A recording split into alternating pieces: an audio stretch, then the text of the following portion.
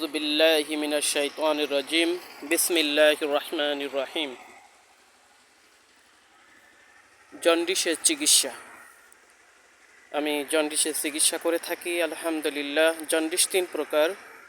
একটা হচ্ছে মাটি জন্ডিস, একটা হচ্ছে লিভার জন্ডিস, আর একটা হচ্ছে বি ভাইরাস জন্ডিস, হেপাটাইটিস।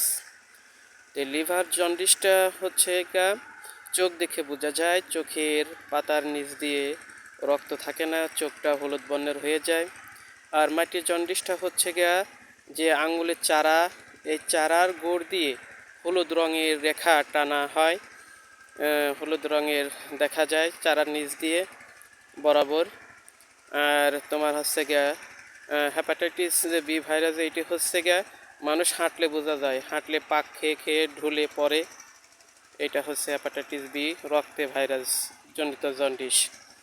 তো এই জন্ডিসের জন্য চিকিৎসা মাত্র সপ্তাহে 2 দিন। রোগী হচ্ছে শুক্রবারের নাম বলে যাবে, শনিবারে হচ্ছে মালা পরিয়ে দেওয়া হবে গেথে।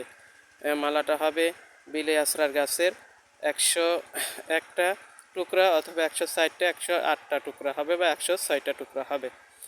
আর সোমবারে রুগী নাম বলে যাবে, মঙ্গলবারে এই মালাটা মাথার উপরে হচ্ছে তোমার শিমুল তোলা বা কাশ্মীর যে সুতা, রেশমের সুতা বা শিমুল সুতা দিয়ে এটা গেঁথে মাথার উপরে রেখে দিলে পরে সম্পূর্ণ শরীর দিয়ে বেয়ে, কারো 4 ঘন্টা, কারো 2 ঘন্টা, কারো 24 ঘন্টাও লাগতে পারে।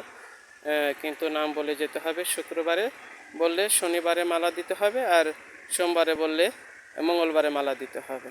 সপ্তাহে 2 দিন চিকিৎসা হবে ইনশাল্লাহ। আল্লাহ ভালো করে দেবেন।